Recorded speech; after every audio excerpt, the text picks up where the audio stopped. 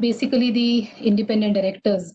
As we understand, independent directors are the non-executive directors on the board of companies. And these people are the ones who should ensure that there is no conflict of interest with the companies that they decide to serve on the board of. And there are three ways in which we look into the conflict of interest. One, that there should be no familial relationship with the promoters of the company. So that is why when the law asked about, they asked about details of the promoter, the independent director should have no relations either as a dependent or as a family member of the dependents. That is to rule out that is to rule out any kind of a conflict of interest, and also ensure that all the decision making which the independent directors are privy to is being done at arm's length. And the company is kept at arm's length from the promoters, and that is how the familial conflict of interest is completely ruled out. A second way of ensuring that there is no conflict of interest on the companies that you serve on the board is the pecuniary relationship. That means you should not have any monetary relationship with the companies, apart from, of course, taking the sitting fees, which is also the upper limit has been capped by SEBI, and also taking profits from the commissions of the company if the shareholders approve of it. Apart from this, there is no stock options available to the independent directors. That means the pecuniary relationship has to be limited to these two things. And thirdly, we have to rule out the conflict of interest by saying that there is no professional relationship with the companies. That means you should not have been the executives of the company, not consultants to the company, not auditors to the company.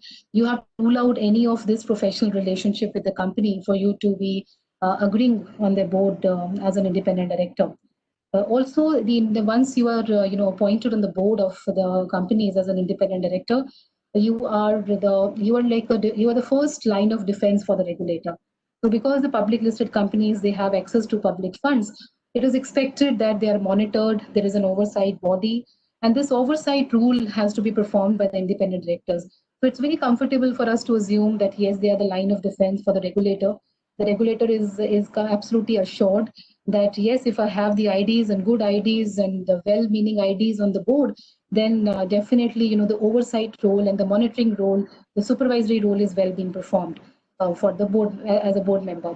The main tenets of good governance, wherein we call the principles of good governance, that it is expected that independent directors have to be fair in their decision making, right? Where they, of course, they have to rule out the conflict of interest. They have to be very transparent. They have to be extremely open on the disclosures. They have to be accountable for whatever they're doing. And their accountability should not be towards one set of shareholders.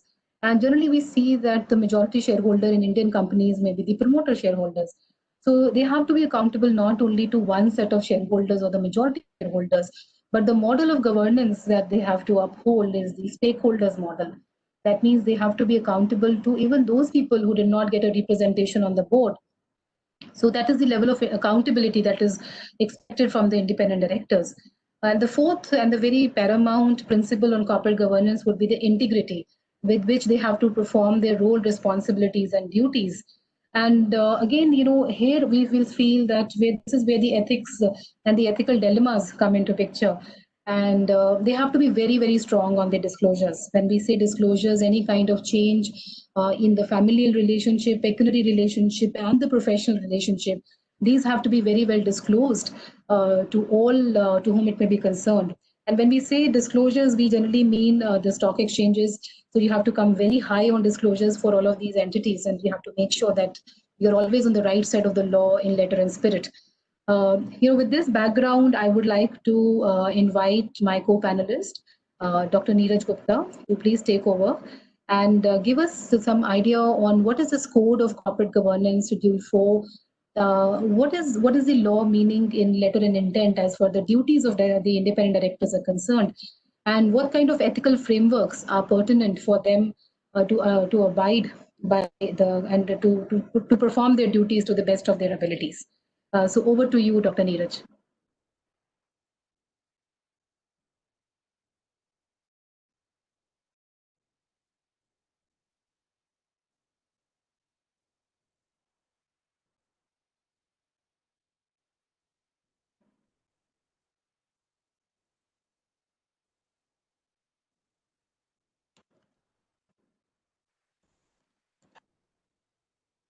Me? Am I audible?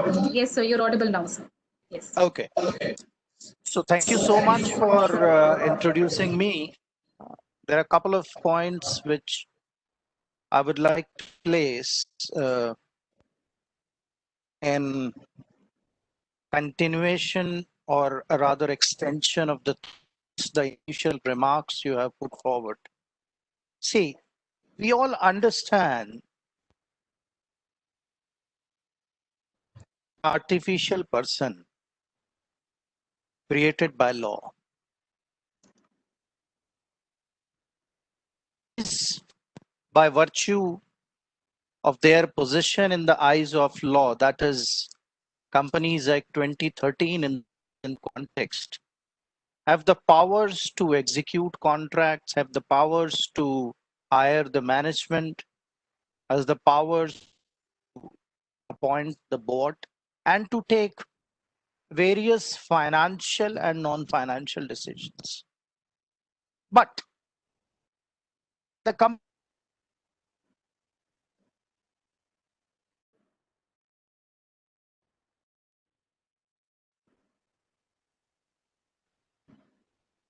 is not as well human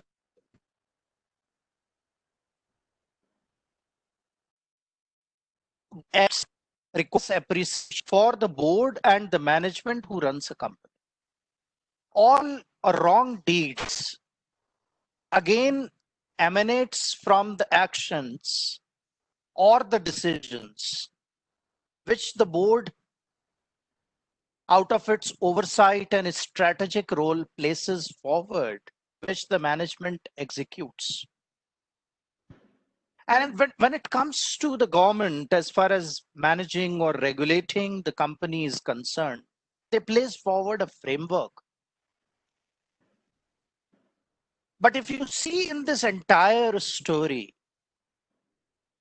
the responsibility of staying away from the wrong deeds, performing the task in much more ethical and integrityful manner, which you have rightly mentioned, being more objective and balanced in terms of decision making, interest of shareholders and also other stakeholders is what the responsibility of the board is, which is propagated by the law. And here in this case, in section 149, the schedule 4 guiding rules, the 9 guiding rules speaks clear of it.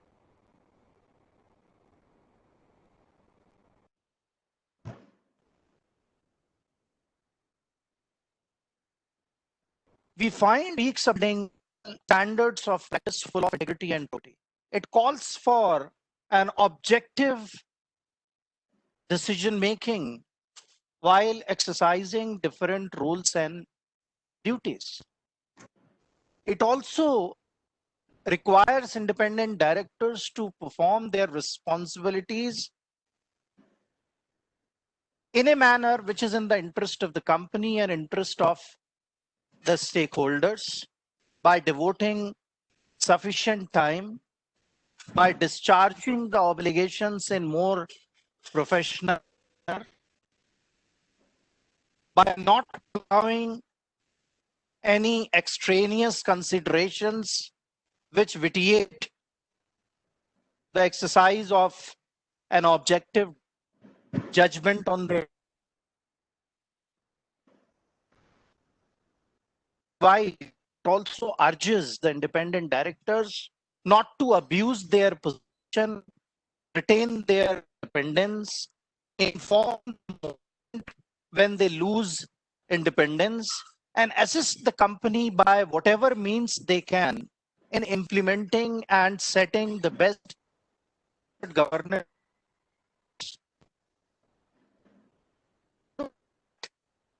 We find the schedule 4 of the code, in fact, it speaks about very loudly in terms of the huge responsibilities which the independent director have. question is how easy or difficult it is to perform in tandem or alignment with whatever the schedule force is. So here I would like to say, as I have stated in the beginning of my statement, that the responsibility rests with the board, the directors, individually and collectively, and also the independent directors. The ethics or the practice of objectivity or integrity is a matter of behavior, is a matter of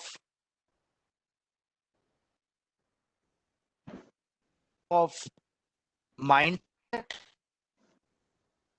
of courage. And lastly, that when it comes to the question of conscience, we the independent director take advice from the company secretaries or the legal experts at institutional level or individual level as to what is right and what is wrong, and we try to use the legal provisions as a touchstone. But many a times it has also been adjudged that whatever is legal may not be ethical, may not be interest of the company, may not be in the interest of.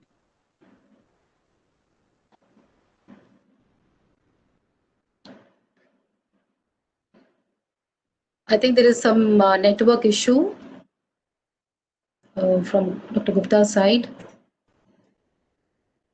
Identifying, evaluating, mitigating the ethical dilemmas, challenge on the part of independent directors, and it needs to be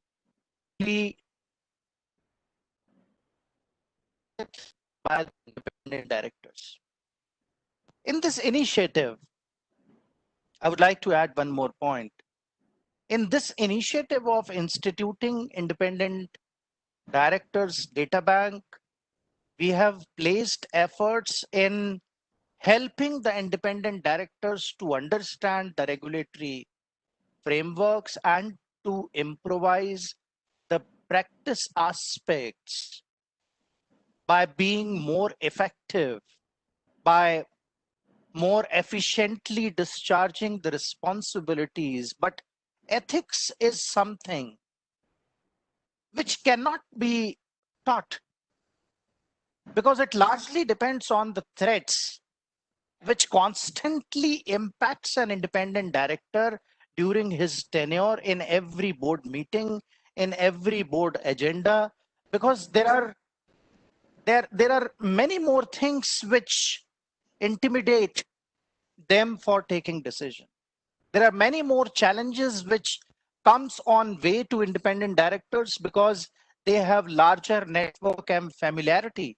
There are many occasions when personal interests clash with professional interest, and we have to use our own ethics and our own judgment to keep both personal and professional aspects apart so that we can truly contribute in the board in more professional manner. There are many more occasions when we are required to engage with a self-review process by looking back as to what were the decisions board meetings or with reference to other agendas and what are the outcomes, whether the decisions were right or wrong based on the outcomes which are coming on the way. And you need to be courageous and bold enough to correct that to the extent it is possible. Many more times you will find self-interests crossing the ways with your professional interests, and you enter into the situation of a dilemma where you are privy to some important information.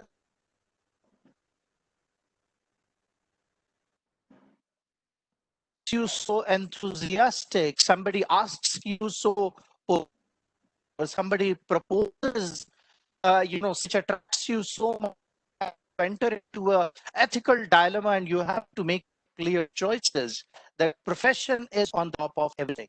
So what I would like to mention here is ethics is a very sensitive issue. And of course, we have a code for ethics, and so does in other countries.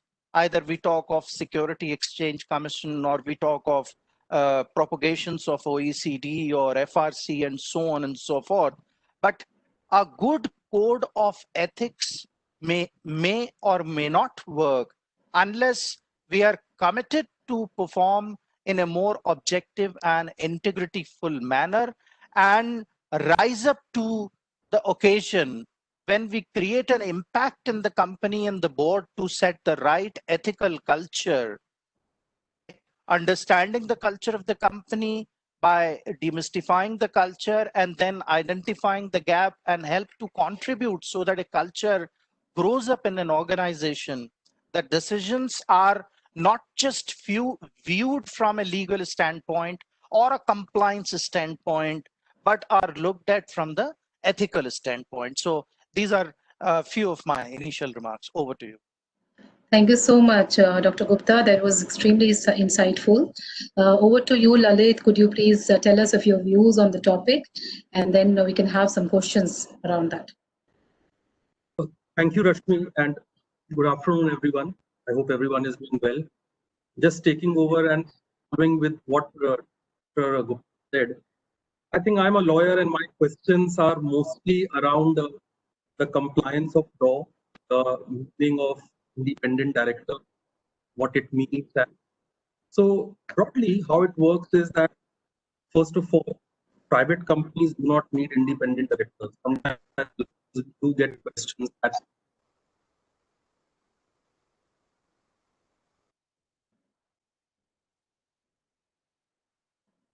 that's a choice that you have, but the law does not require a mandatory independent director.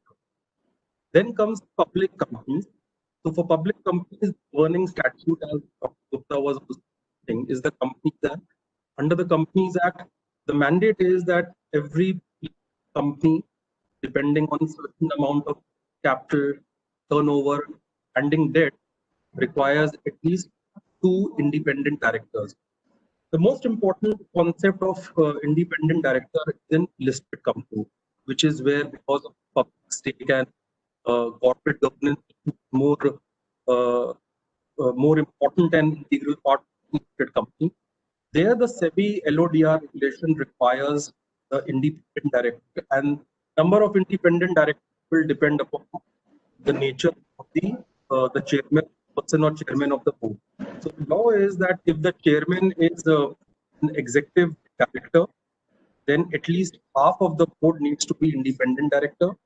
Or if the chairman is non-executive director, then at least 1/3 of the board needs to be independent director. And there are provisions which keep changing. One of the important provision is that chairman shouldn't be related to the promoter and promoter. If that is the case, then again, higher threshold of independence are required, which is half of the board. It's too early to say this, but let me share also from 2020 is a proposal or an amendment SEBI regulations that no chairman can be executive. All chairmen to be non-executive, which is why eventually it will be 1/3 of the will be independent. So this is just the number. The test of independence given in 149. Dr. Gupta mentioned it, also mentioned. I think I will also add to this. There are 2 parts to it. One is just the letter, and the other is the actual substance. As Dr. Gupta was pointing out, that very important decision. Sometimes the person as an independent director fulfills all the requirements of the law, but at the same time, in spirit or in intent or in something, he or she may not qualify. I think when in dilemma, one has to be very sure and clear that they should not take up independent director position if they are in conflict with their boards and duties, and they will not be able to perform their responsibility. Lastly, unfortunately, the legal literature in terms of judicial precedents are very much. The law is evolving, and there are very few and far and fetched which are great as far as independent directors are concerned, because the judiciary is trying to understanding the perspective that not all directors will build the day-to-day management and responsibility. So there are things which are starting to come where it is that independent directors do not have an executive role, so they should not be just responsible for going wrong with the company, as long as their role and duties towards the company, not only in the matter of law, but I would also say intent and influence. Thank you, Rashmi. Right. Thank you so much, Lalit. Thank you so much. So I would also like to understand from you that, mostly the issues are not on the face of it, what we see in the companies, right? We see if you're on the board of the holding company, generally everything will be fine. As far as the financial statements are concerned, the disclosures are concerned, everything will absolutely be fine in the holding companies. And most of the issues will be something which is from the related party transactions. So what do you think is how onerous is that duty on the IDs to understand the governance in the subsidiary companies also, to make sure that whatever is the task assigned to them, that is properly performed? Yeah, sure. Rashmi, this is a question which is often asked, and you would also know that in recent times there have been even problems and investigation as SEBI's turned respect to checking out related party transactions, because related party transactions, everyone knows, transactions where there are related parties, perhaps they have benefited from that transaction. So there, the role of independent director becomes extremely important, because two reasons. One is, I didn't mention earlier, independent directors have a very important role in the audit committee and for CSR committee, but I'm not mentioning that. So under the Companies Act and under the SEBI regulation, all the related party transactions are required to be approved by the audit committee. And audit committees have independent directors. Therefore, it becomes so important for independent directors that whenever a related party transaction is set up, they go into it, understand it, and satisfy themselves, and then only give a go. Because it did not happen that eventually a related party transaction was done to effect or prejudice the other public shareholders or investors at the cost of the promoters, and promoters benefited. So, which is why I feel that it's very important as far as independent directors are concerned. If they are not satisfied, they can external opinion, external consultation, and make part of their report the board proceedings. And only when they're satisfied, they should approve the related party. The other question that you asked, Rashmi, about the subsidiary, you're right that sometimes the holding company, public company, and other companies are not regulated.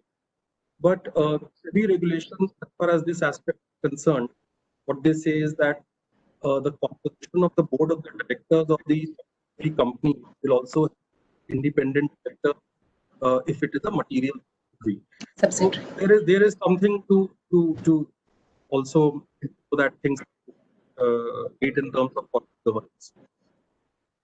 Right. Thank you so much. And I also feel, if I can add to this, is that maybe if we have the audit committees, we all know that the majority of directors in the audit committees have to be independent directors. And the chairperson of the audit committee always has to be an independent director. One of the things I think that comes out very clearly is that all independent directors should be privy to what's going on in the audit committee, because that's where the numbers are being discussed. That's where your accounts are being adopted finally for the final adoption by the board. So the task and the responsibility that is coming to the audit committee has to be very minutely be monitored. And they should have, best of the auditors reporting to them. They should ensure the independence of the auditors, for them to know that yes, whatever is happening in the subsidiaries and finally which is getting consolidated at the holdco level, definitely is coming, and it's coming out to be absolutely transparent, and 100% both the companies are accountable for that. So I want to move over to Dr. Gupta, and I want to take his views on whatever is the code that we have right now under Schedule 4, which is the code of independent directors. And Dr. Gupta, do you think it's enough? Is enough for what we are expecting, or do you think it's more than what the independent directors can actually handle, considering that they are in the non-executive roles? Okay. So I divide this question into two parts. One, whether the schedule for the code is sufficient or not. And second, which you have very uh, rightly mentioned, that independent directors are in a non-executive role and may not have possession of more information or more rights to exercise within the boards, except discharging their advisory and monitoring role. So while addressing to the first part of it, uh, definitely the role which has been prescribed in Schedule 4 as the 8-9 points which I have mentioned in the first phase of my talk, my initial talk, is sufficient to my view. And this judgment is based on my comparison of the ingredients of this code by other codes globally.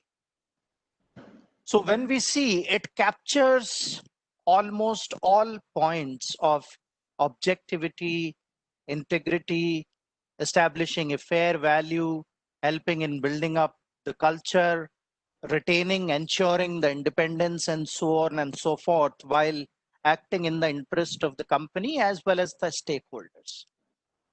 So the code is fine. Now, the second part is the challenge which this code poses before a professional who joins a company in a non-executive role is huge.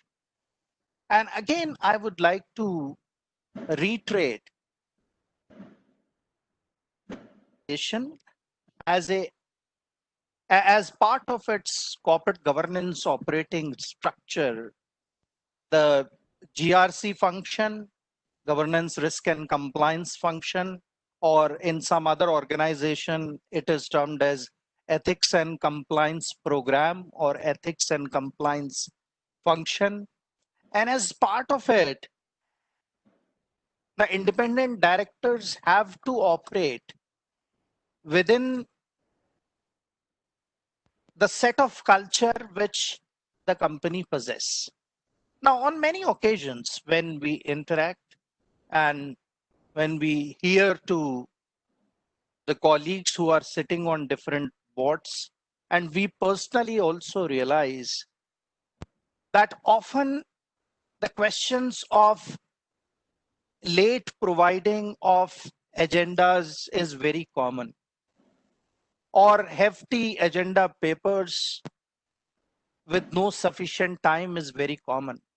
What is very common is the agenda is very bulky, yet it does not capture the relevant information which the management is supposed to provide to the independent directors.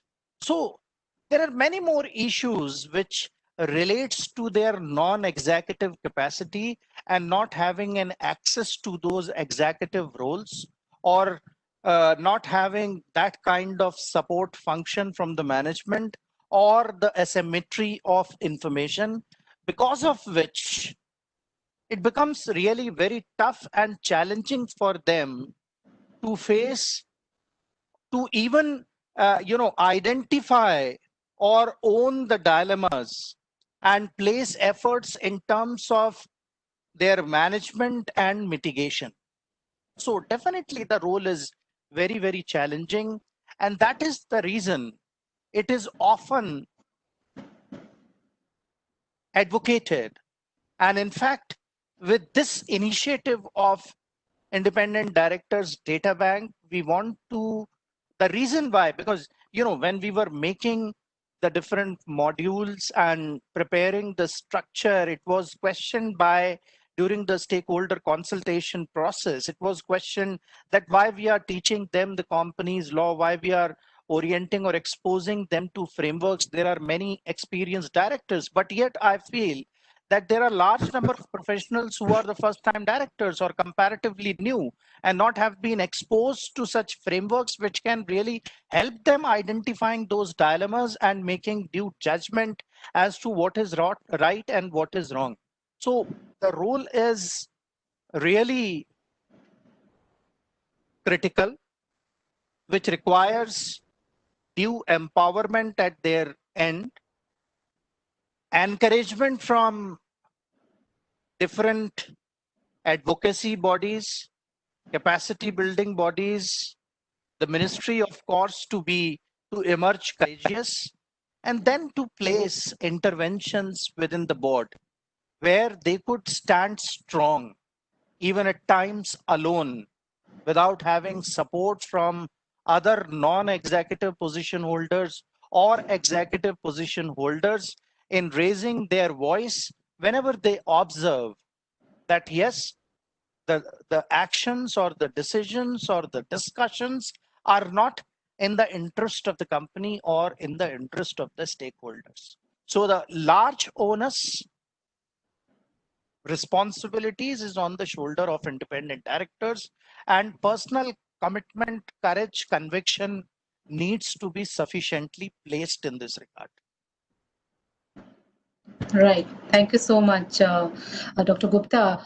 Definitely, I think that's very contextual, because what I've seen is that sometimes the board agenda is so heavy that we don't know what needs to be prioritized.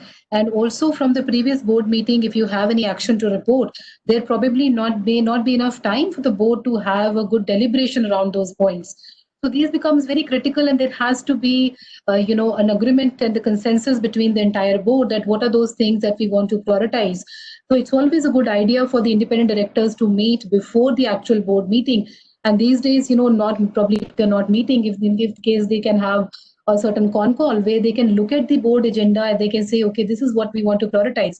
I can, cite an example here. There was a company where the internal audit report, it went into 300 pages. And the company management started to present that the internal audit report, and it took about 2.5 hours just to kind of understand what was written in the internal audit report. And the final observation that was there, that most of the points which were so insignificant and probably the management should have resolved them at their own end, they should probably not even have been brought to the board. So setting the agenda right is very critical to perform your role clearly, and also devoting time to something which is very constructive in the board. One thing is very clear, that you have to take the compliance part as a priority. So once the compliance part is gone, how do you add value to what is being discussed in the board is very, very critical. Otherwise, what happens is maybe you never end up discussing the strategic outlook. What is the risk that is happening around us? You may not take a call on that because your agenda otherwise has been very, very heavy. So it's not that ethically or intentionally anybody has deviated from what was required, but probably that agenda was not set right. I think I completely agree with that and completely endorse that point.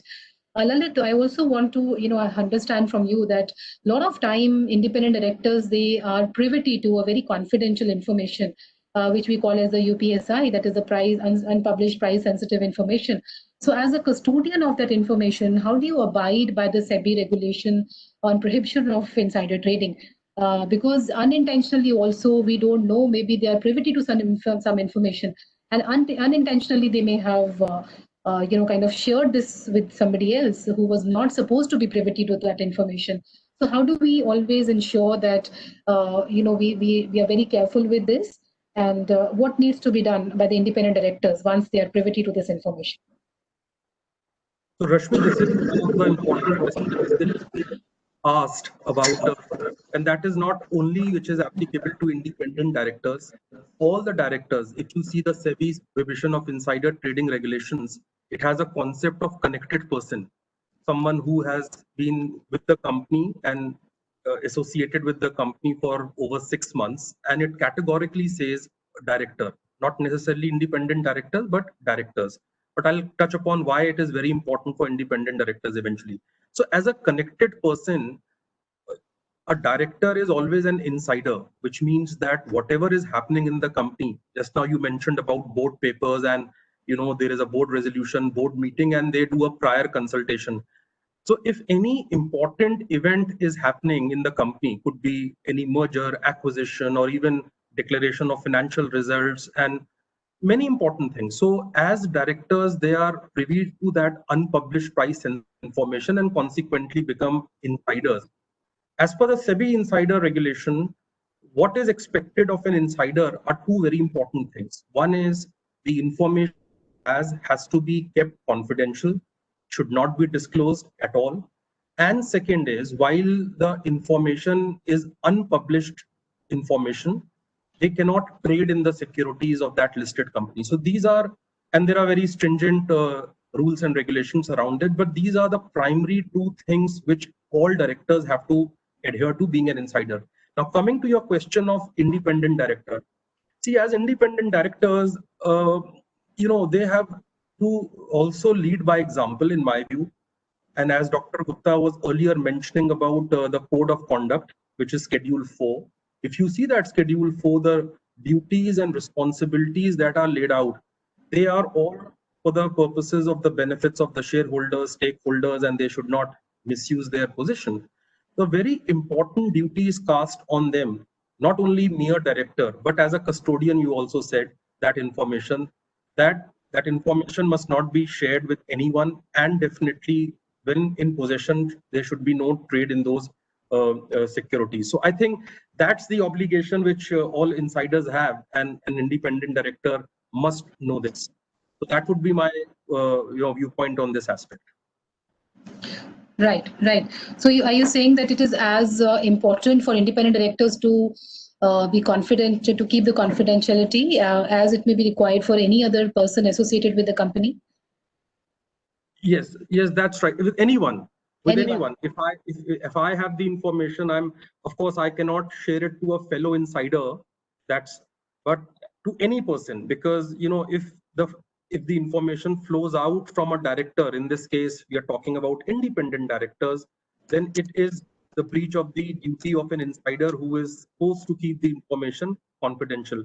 Having said that, whenever and there is a concept of trading window when it is closed. So when the trading window is closed, then people cannot do any trade in any case. But even when the trading window is open, so as per company's code of and policy regarding trading, so a pre-approval has to be taken from the compliance officer, and only after that they can go and trade in the securities. So the SEBI regulations do provide for good checks and balances.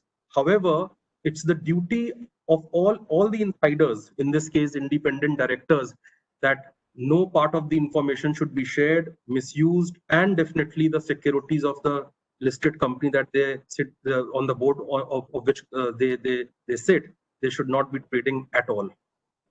Right, right. So the liability is the same, irrespective. It's not that the independent directors are more liable or less liable. Is the liability is absolutely the same across under the compliances?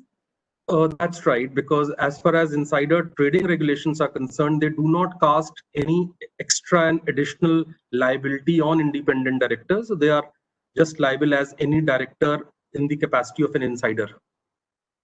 Right, right. Thank you so much. So, Dr. Gupta, we already have a compliance officer. We are the only country in the world which makes it mandatory for the companies to have a secretarial audit. Apart from having a secretarial audit, we also, of course, have the statutory audits, which all companies have to do. There's a requirement of internal audits. We can have a component audit. We can have a cost audit. So there are a number of things that these companies are required to spend from the compliance part of it to be compliant, and of course to ensure good corporate governance practices. Apart from this, there is also now people are saying that companies should also have, apart from the CEO, CTO, CEO, CFO, we should also have a chief ethical officer, chief ethics officer also, and he would also acquire the C position in the company. That is, he will also be the key managerial person in the company. What do you think, is that really the requirement? Should we really go and propose that under the Companies Act now the companies should also have chief ethics or ethics officer? Is that, you think that is required, or do we have enough regulation to take care of that? The companies are always on the right side of the law. They are holding the moral compass very high. they are holding the banner of the company, corporate governance high. You think this is adequately done?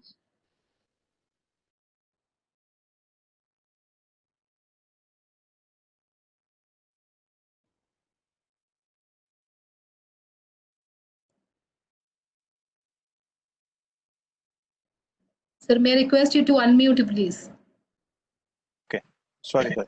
So I have just 2 points. I just have 2 points on this. An additional position, chief ethics officer organization, what you have proposed, and many a times it has come into discussion. So my point here is, it is not the question how many checkposts we have on the road for ensuring the law and order or checking off the vehicles, trafficking things which are not permissible under the law, but it is the question,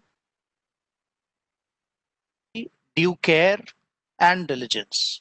So as far as now, here comes the second part of the question.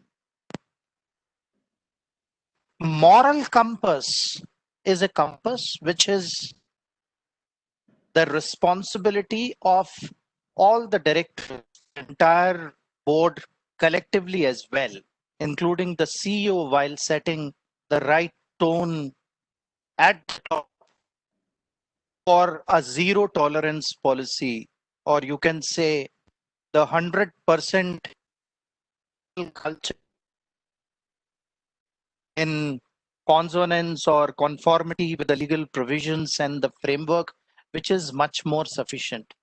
What is much more required instead of instituting additional position is to instill and infuse in an organization, point number one.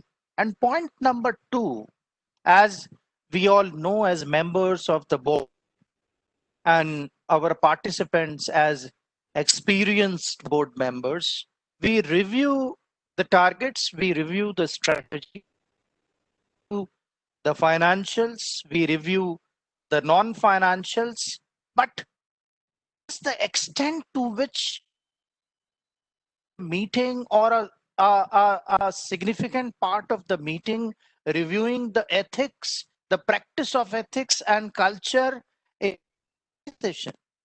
because we need to think very carefully the purpose of the corporation emanates from the culture to which the family belongs, because we also understand that India has a sense of family business, and largely the business organizations are had been and are controlled by families. So we need to look at that culture. We need to look at the reasons why that corporation, the purpose that corporation has been established. And for while looking at this, definitely we can constantly review the practice of ethics and practice of that culture. In case any deviations are there, that can also be deliberated upon. Possible measures needs to be taken for to ensure that the company and its practices, right from CEO to the person who is last mile, does not deviate from it and all together resonate that sort of culture. So I think that will be a much better solution rather than making just one person responsible by designated him as the chief. At that case, everybody will look at him because it is he who is to ensure the ethical behavior, as if others have been freed from that responsibility. Yeah. So requirement is, as you have very rightly mentioned, to keep the moral compass high by way of keeping our commitments high, intervention discussions high, and an inquiry into the fundamental reason why that corporation, what sort of happiness, what sort of well-being, what sort of wider good the organization is committed to create. If we remain focused on this, I'm sure the culture will remain intact and ethics will always stand untarnished, or what I would say intact. So that's my take on it. Thank you so much. Lalit, your views. Should we have a new position created called as the Chief Ethics Officer, or you think we are okay with the way we are right now? I think it's very subjective, but I think, I quite agree with Dr. Gupta on this, that, we create a problem and then we try to solve a problem by creating another. So I don't think so. It's the concept of independence and the law around independence, no matter. I mean, every now and then there are amendments. Someone has tried to find a loophole in the law, so then it will be plugged. Then there will be another problem, it will be plugged. I think the subject of corporate governance and independent directors are a very, very important and integral part to ensure sanctity and compliance of that governance process is the belief, is the intent.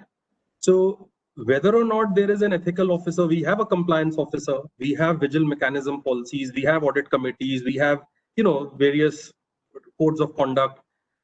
At this stage, I don't think so that we should load the company with another officer of this nature. That's my personal view. I think, and I quite agree with what Dr. Gupta said. Yeah, that's right. Absolutely, I completely endorse that point. But I also want to kind of spend some time on the culture part of it. Culture, as I understand, is something that is repeatedly being done and that is being encouraged in the organization. That finally becomes the culture of the organization. So initially, because we are very fixed on having the promoter-driven companies, the first culture issue that most of the independent directors have to face is they have to have the buy-in from the management that here we are not, here we are not monitor you, we are not here to criticize you. We want to handhold you in your decision making. We want to be participative. We want to be integral to your decision making. And so don't don't kind of give us that treatment that you should be confidential. You should not keep the confidentiality of the matters with you. You should rather bring them to the board with full confidence, and you should have a buy-in from the entire board. That's what I feel is something which is a culture issue with most of the independent directors, over a period of time. So maybe in the first tenure, they are just having that credibility issue. Management does not open up very clearly. And then secondly, in the second tenure, once they open up and they start discussing the real problems in the company, by that time, it's probably the time for the independent directors to say goodbye to their tenure because of the tenure. So I think these are some very hard-hitting issues where how do we have a complete buy-in? Is the credibility, is it 100% there? Are the people confident in having these people on the board? So that buy-in is very, very critical. Now we have loads of questions and I'm so happy to see most of them. Right, so I'll take up some questions and you can all volunteer, or maybe in case the participants or the attendees, they want to have the answers from any specific panelist, they can tell us about it. Otherwise, I will assume that I have the discretionary powers to decide who can answer, right? So, okay. So we have questions. There was a question, we'll start from the top. Okay, so there is a question that companies appoint non-executive directors from other companies. One example being given here is that Messrs. Mahindra has appointed Mr. Godrej as an independent director on their company. How ethical it is, and how can, first of all, he be an independent director at all? That's the question. Lalit, can you take that up, please? It's a very interesting question, and I'm glad someone has raised it with an example. See, as I said earlier, there are two aspects to it. One is the letter of law, and the other is the spirit of law. And every time when we test about independence, we start with what the company law says about it, Section 149 and related SEBI LODR regulation. I think in this example, the real question is about ethics. I think that may not be wrong, because having a non-executive director, or even a good friend, if I may say, who is otherwise independent, and just the relationship of being a friend or being known does not disqualify as a person as an independent director.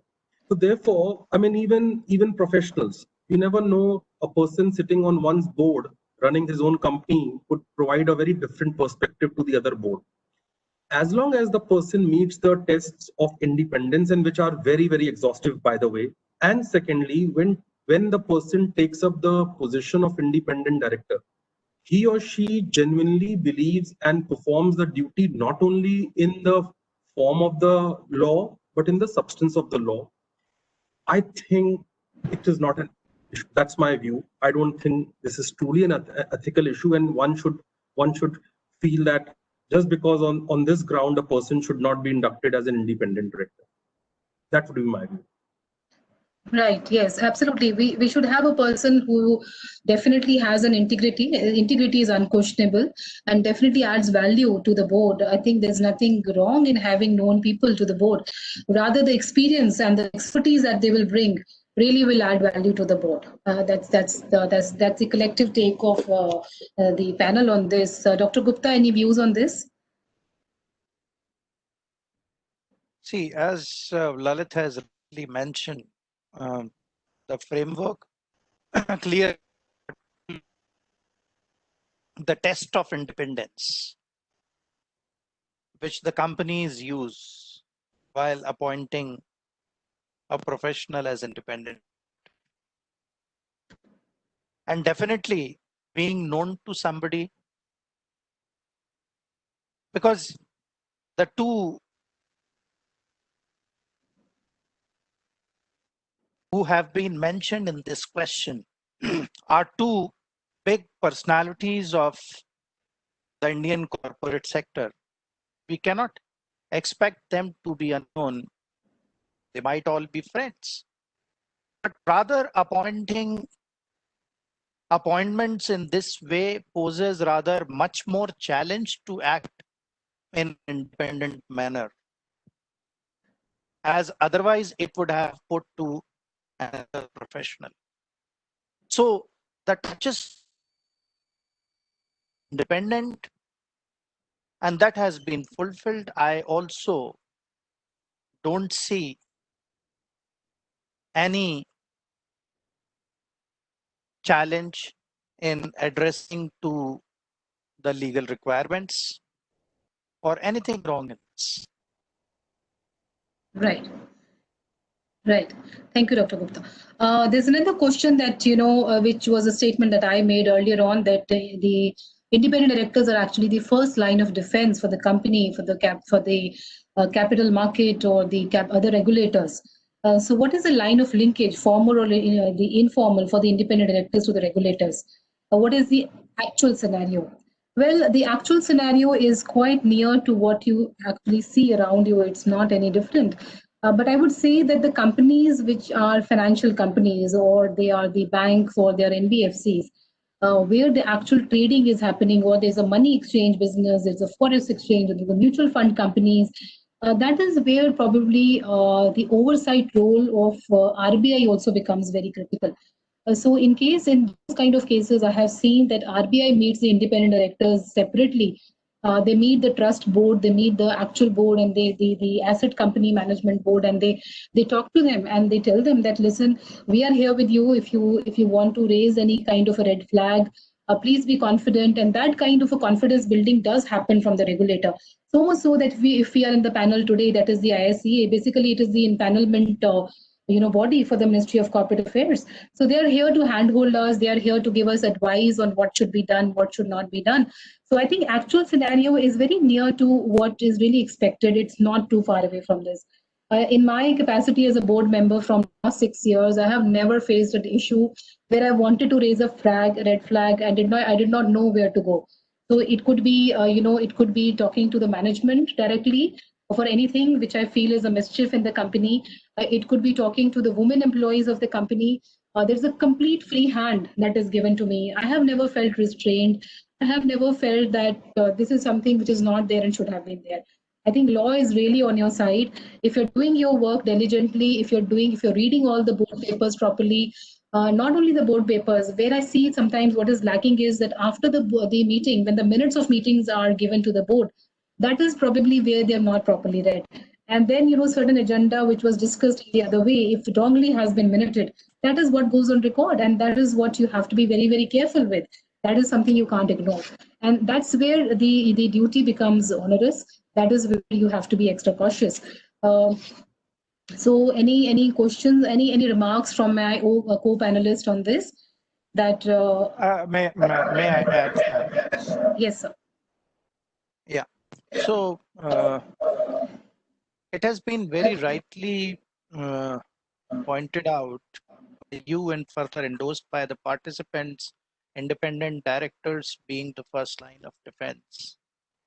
And then you have discussed about the congeniality or the atmosphere within the board, which encourages the director to engage with the systems, information, processes, discussions, and raise red flags. And you as a board member have not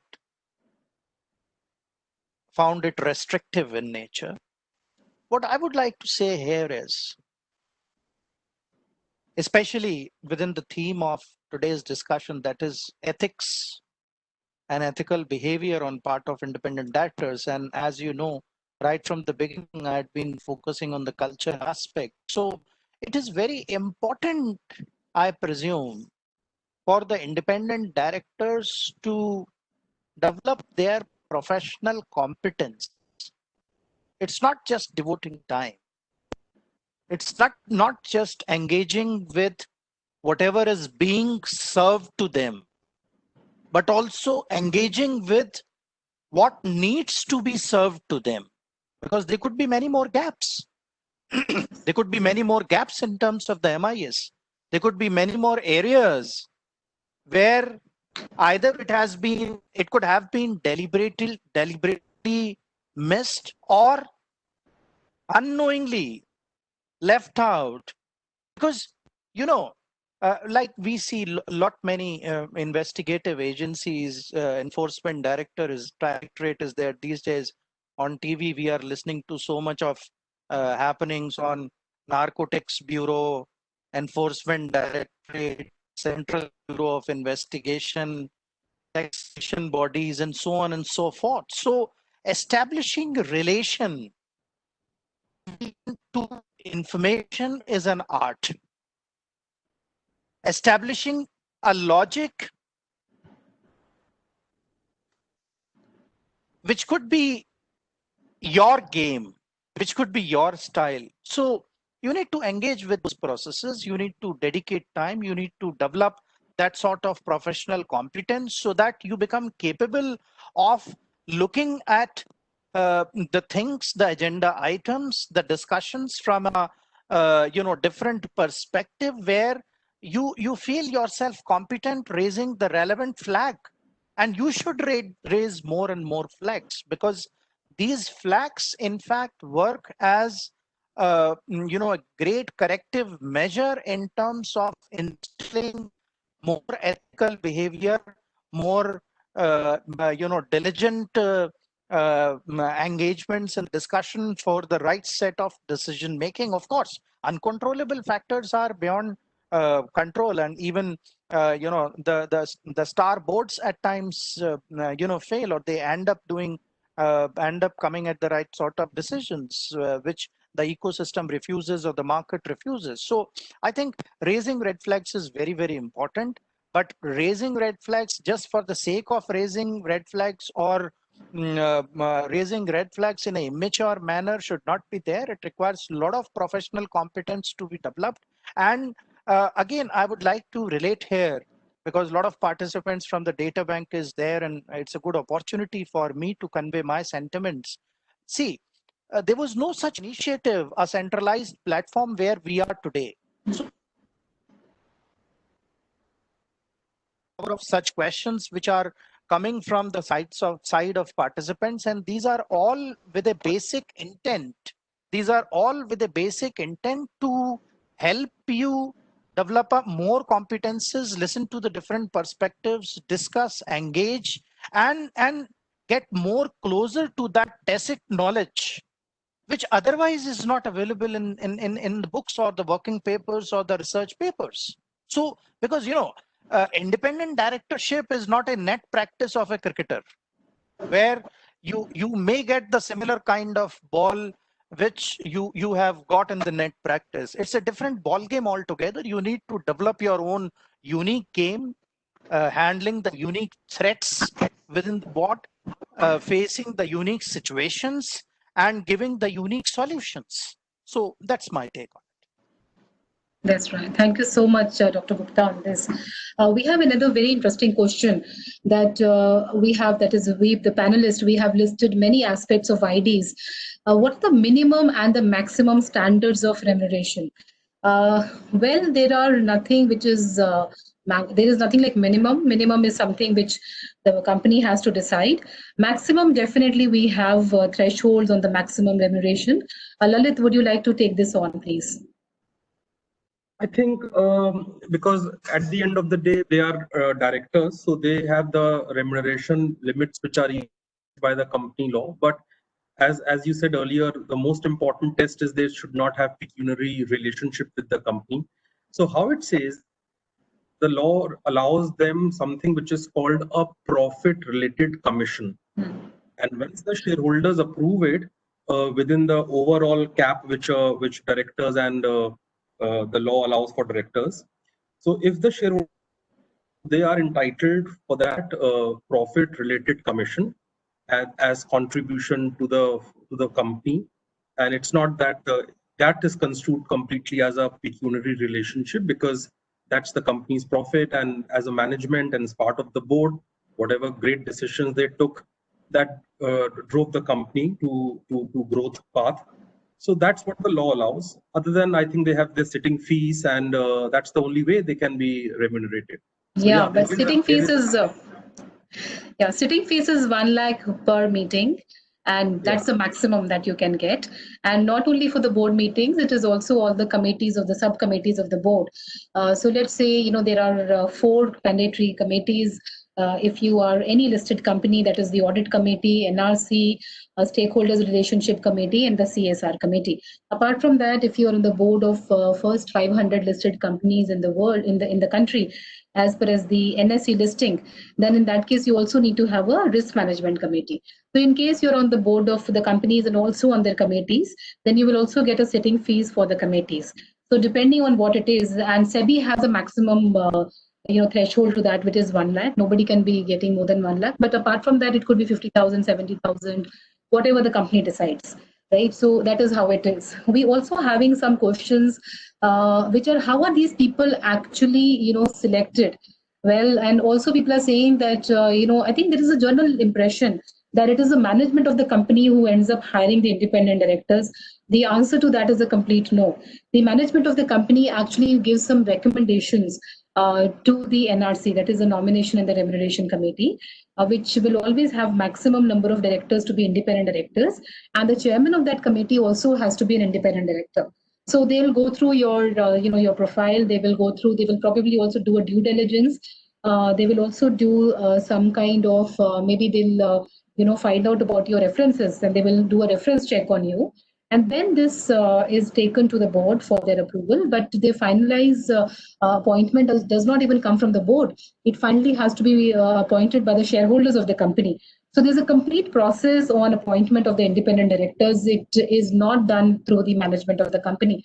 So rest assured, there's a complete transparency as far as the appointment of independent directors are concerned.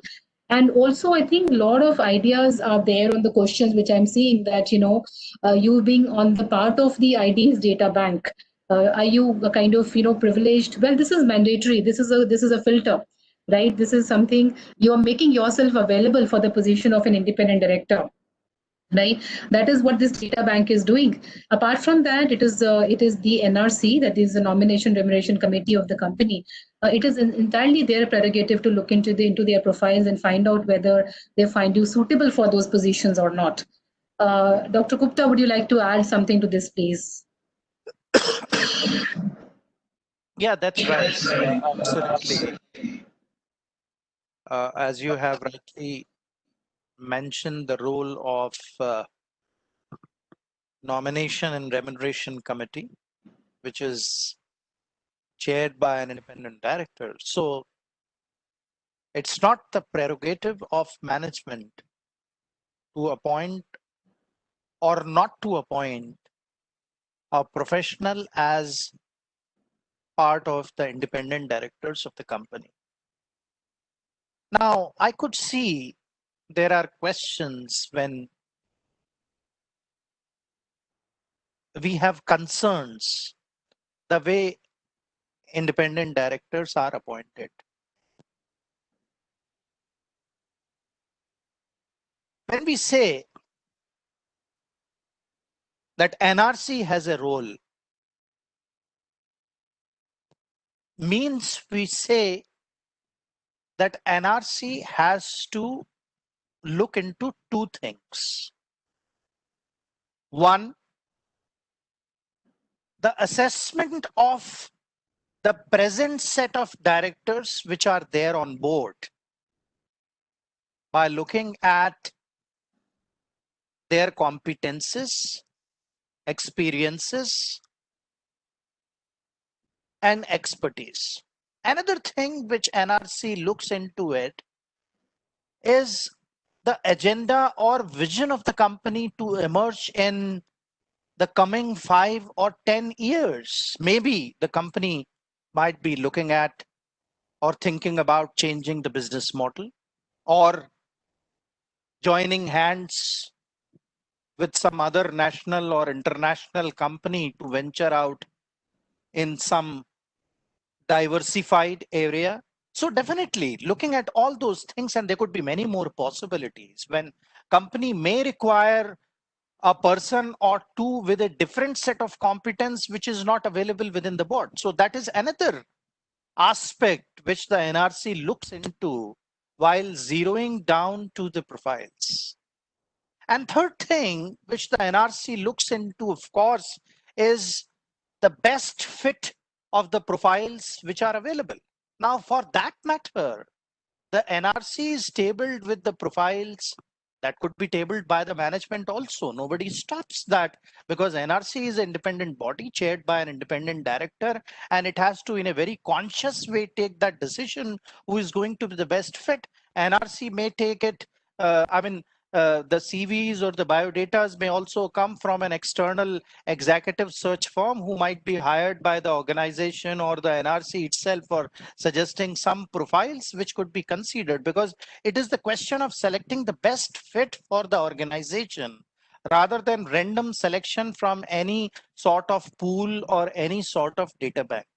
So the expectations that the companies should select straight from the data bank or randomly the allocation should be made from the data bank out of the certified or qualified professional doesn't look very reasonable to my mind. And I would also like to add that this was not the plight at all with the Ministry of Corporate Affairs at the time when we were working on this idea to institute a data bank.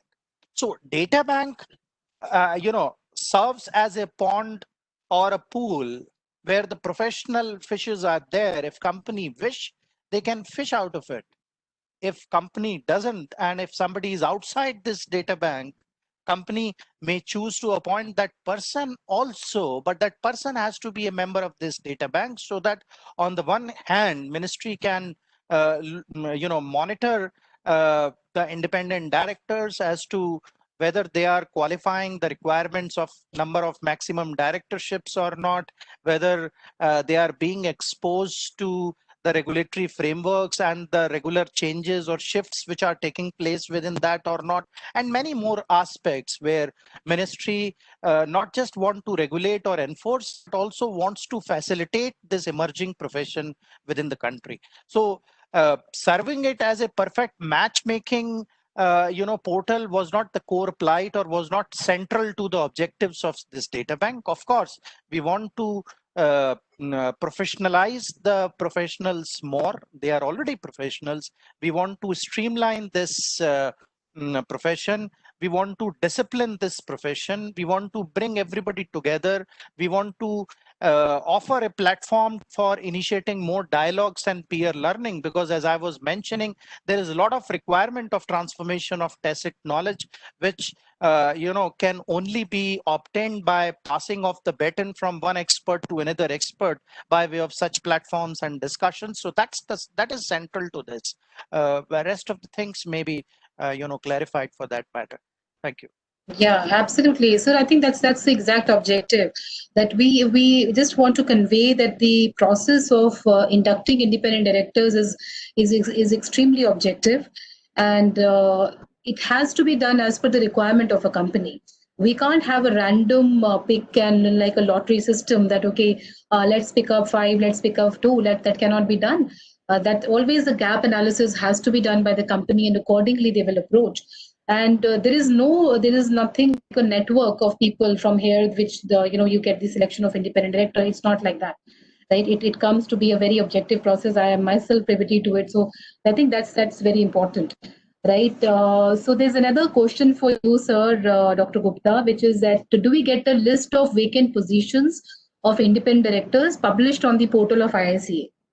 Is there anything like that? Is there a link provided, or do we have any information on that? Okay. So on this, I would like to mention that at the moment, Databank is serving the individuals in terms of their registry and in terms of their knowledge enhancement, infusing more professionalism in their practice. And as far as helping them on developing prospects, we are also serving the companies to register, and 1,600 odd companies are with us. We have not disclosed the list. There are many companies from the top 100 based on market capitalization registered with us and looking at the profiles. As I mentioned in my response to the previous question, we never intend to serve in a manner which otherwise, Naukri.com or many more platforms serve by, advertising or mentioning the positions available. And that is not right, in fact, because if we will place the positions available, and many times companies don't disclose because they inform to the registrar of companies that the position has got vacant, one position of a women director is vacant, and one position of an independent director is vacant, and NRC is working on it, and so on and so forth. And these are very close in matters to the company when the NRC has to engage with this process. And definitely the companies may not appreciate people applying for those positions, in fact, because what business they are doing, what business model they are pursuing, what competitive advantages and strengths they have developed over a period of time had purely been their choice with the assistance and support from their directors. So it is their prerogative to choose their directors who can be useful for them for taking their business forward and making it more sustainable.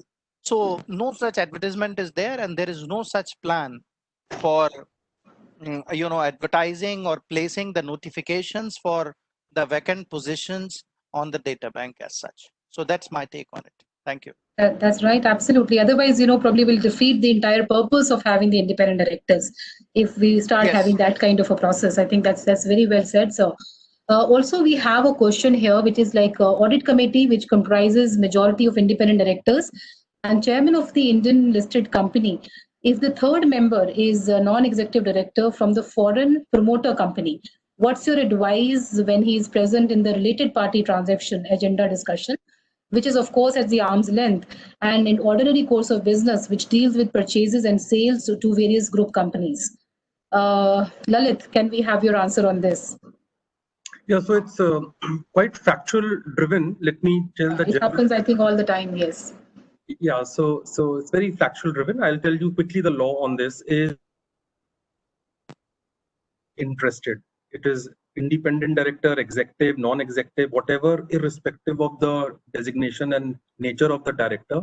If the director is interested, then the director has to do two things. One is to abstain from voting, and second is to disclose the interest that he or she is interested requirement, irrespective of the fact whether the transaction is at arm's length or ordinary course of business, because the law doesn't say, if you read the Companies Act and the SEBI regulations follow it also in the same manner, it does not say that just because the transaction was at arm's length and also was in the ordinary course of business, a director will be free to vote and participate in that meeting. That's not the law.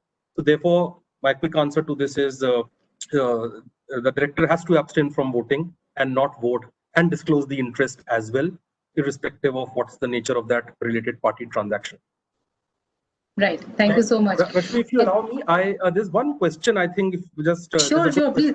Please I saw go a question ahead. and someone has raised, and I think it's a very good question. And even now the law has amended on that point.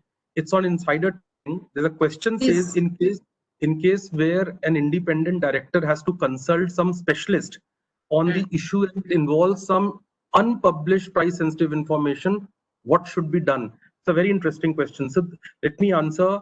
Under the SEBI prohibition of insider trading regulation, there is a concept of sharing information, although it is UPSI, for legitimate purposes. And very clearly in regulation 3 of the SEBI regulation, one of the legitimate purposes is sharing information with auditors, advisors, say merchant bankers, on a case-by-case basis. If you think lawyers, and I think in that a specialist would also fall, because that is an illustrative list. So if you want to consult as an independent director, it's a very good question. If you want to consult an independent director, because Rashmi, we have been saying independent director has to be sure of what one does, but the law is so difficult at times, people do not understand and they need external help.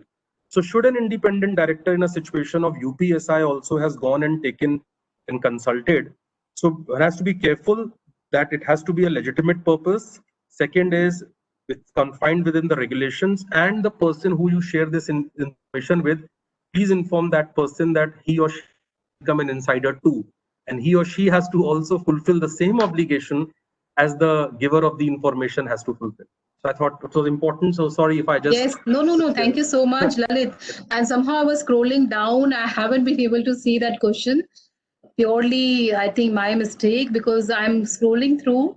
There are a couple of questions which are more of statements of, what is their opinion. So maybe I missed it in that. But thank you so much for taking it on. Okay, so I completely feel that, as an independent director, you should be well aware of what you're doing. And if you need any kind of a help, you should never shy away from it. And let the company arrange it for you, right? Don't take any decision which you're not clear about. And of course, as Lalit has already mentioned, that law allows you to do that. Even share the UPSI with the outsider. But then, of course, the same kind of regulations will be applicable on the outsider as well. There are a couple of questions which I can see are again to do with the data bank, which I think Dr. Gupta has already mentioned in a very emphatic manner, and I don't think so that we need to talk more about this. Dr. Gupta, if anything that comes to your mind, which you think, just like Lalit, if you think I've missed out on anything, you can please help me with that. Okay, there's one question which says that how the independent directors would be helpful in respect of business resilience as well as the business development. Right. Well, I think this is a very important question, because most of the people feel that independent directors are here because of the compliance requirement, and they are just supposed to look into the compliance part of governance. That's not the fact. You have to be a part of the entire decision making. You are just like any other board member. So whatever is the decision making that the executive directors have to hold in the board, you also have to be party to that decision.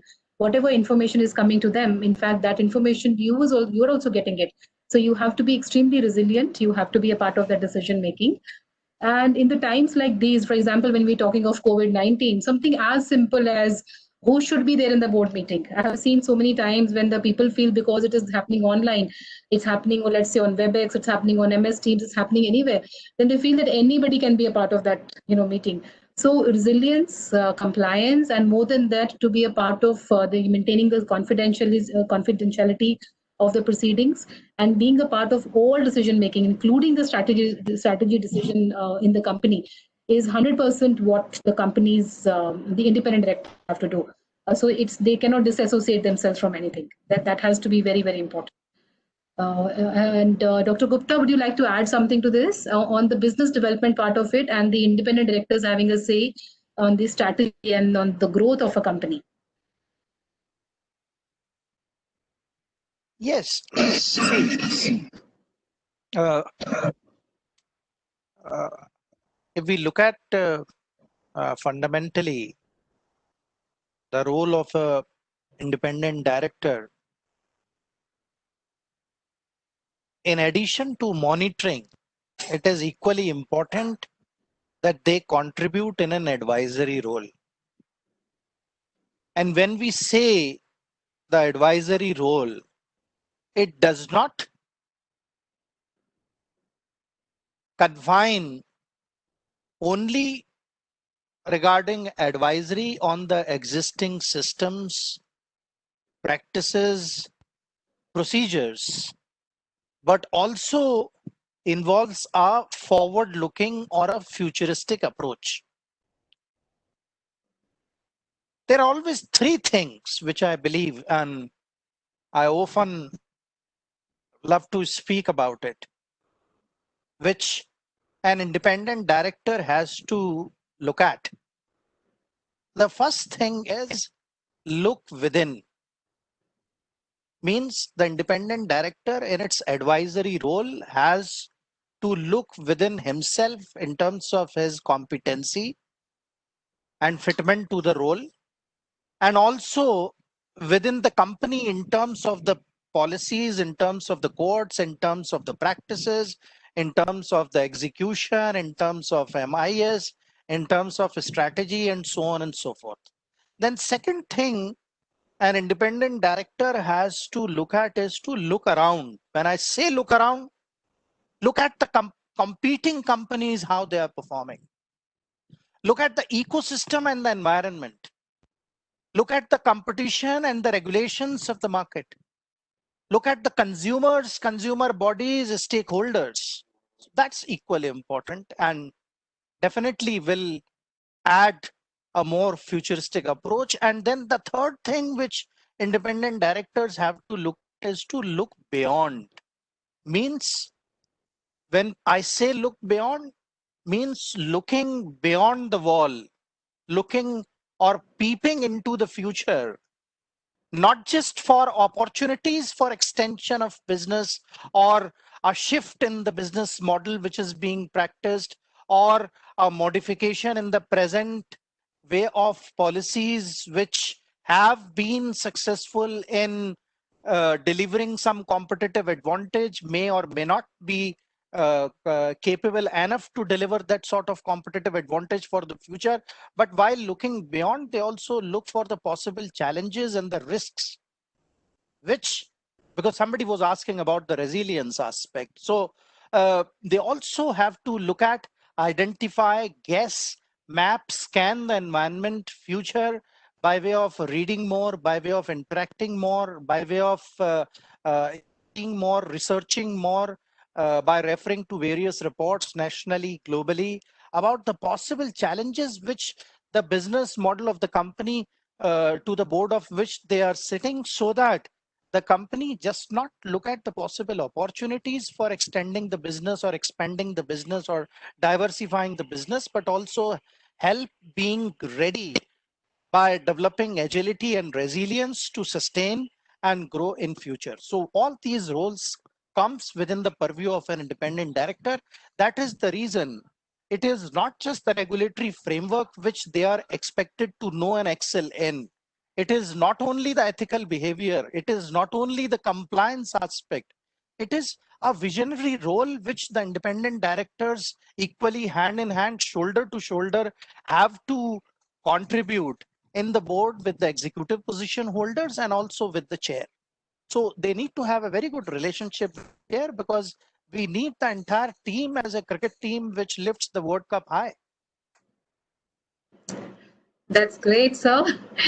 Yeah, that's a great analogy to kind of wind up our session. I'm afraid that's all what we have time for today. I thank you, everybody on the panel and to all my attendees. Last words from the panel on the goodbyes. Yeah, it was a good discussion, and definitely I am open, because I understand largely the participants are from the data bank. So they may have many more questions, but one word still, of course, you have announced for the closure, but if you kindly allow, Please. I would like to say that we should view this initiative as a new initiative, not a taxing initiative, Yeah. not a initiative which is regulating this profession. Mm. This is the initiative for supporting this profession. This is the initiative for disciplining this profession. This is the initiative which is poised to create opportunities for the professionals. Of course, we cannot say, as we have discussed, that randomly the directors have to be picked up. But yes, the time will come. Of course, today, as per the rules which have been notified, it is not mandatory for the companies. But we are committed to make this data bank so huge that one day you will realize all directors, no matter whatever profiles go to the NRC, will be there in this data bank, and then we can boast of this. We can claim for this that yes, data bank is being referred to by the companies, and that's the purpose why 1,600 companies are there. We are working. My team is there. We are all are working at IICA to bring more number of companies. By end of December, we want to make it 3,500. And by the end of the financial year, we want to make it 5,000 or rather more. And as you see, as more number of companies will come, the opportunities will increase.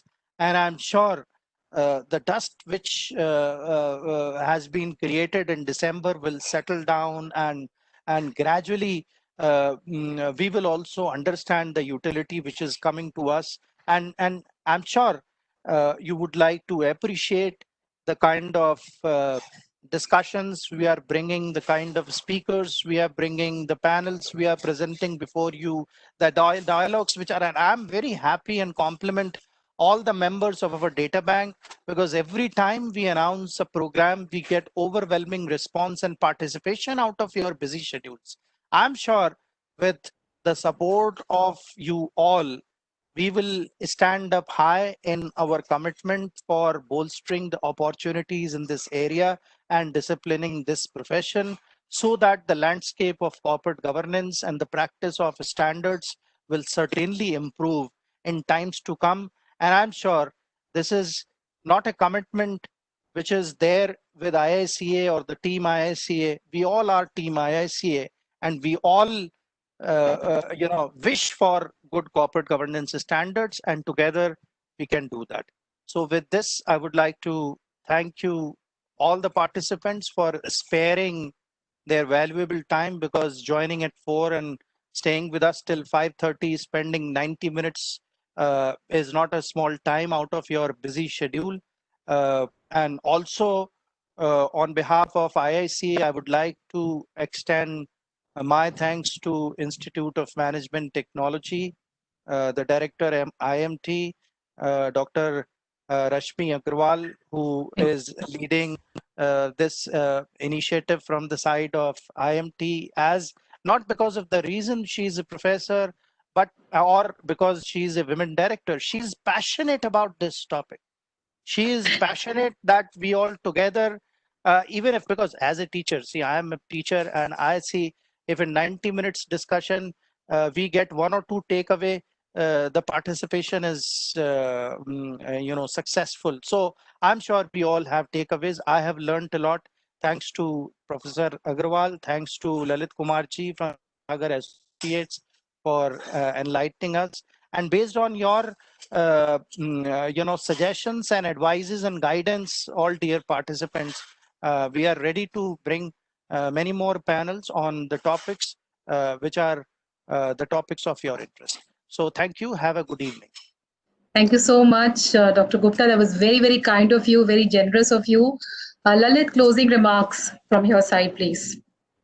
Oh, it's wonderful to be here, and thank you, everyone. I'll just conclude by saying a nice question, and I can tie it in my concluded remarks. The question was that, is the enforcement agency today aware what is the role of independent director? When things go wrong, everyone just gets picked up. I mean, whether executive director, non-executive director, or independent director, that's a reality. However, there is silver lining. As we talk today, there are very few judicial precedents, but it is evolving. People have realized the importance of independent directors. They have realized their duties and responsibilities, and not to forget, they are in law immune as long as they can prove that the act did not happen with their connivance and with their, they were part of that thing. And if they have done their duties well, recorded things correctly, I think there is great hope, and they will not be painted with the same brush as any other director. With this, I had a wonderful time, and thank you, Dr. Gupta, for such an insightful views, and your experience really helped me. I'm just a lawyer. And of course, Dr. Rashmi Agarwal, thank you very much. And everyone who organized this from the IT team, my great thanks to them also. And everyone, a very nice good evening to all of you. Thank you.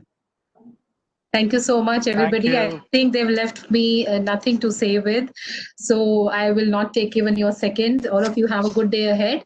And you keep posting us your questions. We'll be happy to take them on board. And we wish all of you get board positions one day. And you understand the governance issues once you are a part of the team. Right? Thank you so much, everybody. Totally enjoyed myself. Thank you so much. Thank you. Thank you. Thanks. Thank you.